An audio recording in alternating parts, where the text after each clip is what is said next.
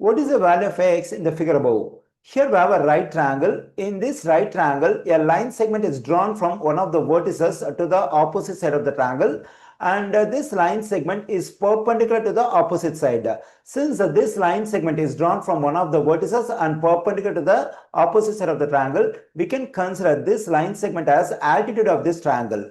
And this altitude divides this side of the triangle into two line segments with the lengths of 8 and 12.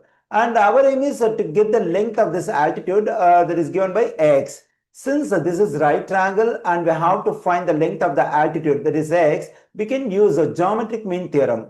According to geometric mean theorem, the square of the altitude equals to the product of the lengths of the two line segments we have over here. That is the square of the altitude is x square equals to the product of these two line segments, that is 8 times 12.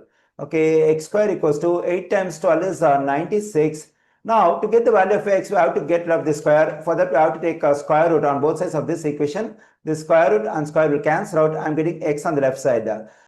Usually, when we take square root on both sides of an equation, one of the square roots will cancel out, and for the other square root, we have to consider a positive or negative sign. But here we have x on the left side and it represents the length of the altitude. The length of the altitude can never be negative. So we don't have to consider positive or negative sign for this square root. We can consider this square root as a positive.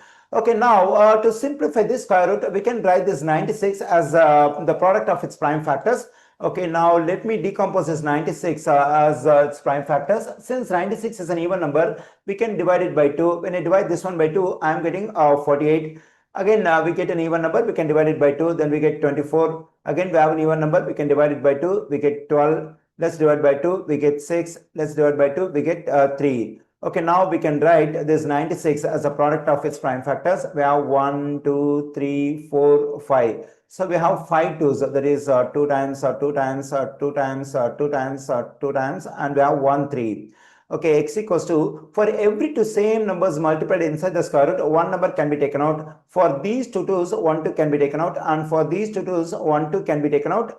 And we have 2 times 3 inside the square root. Okay, x equals to 2 times 2 is 4, and inside the square root, 2 times 2 is 6.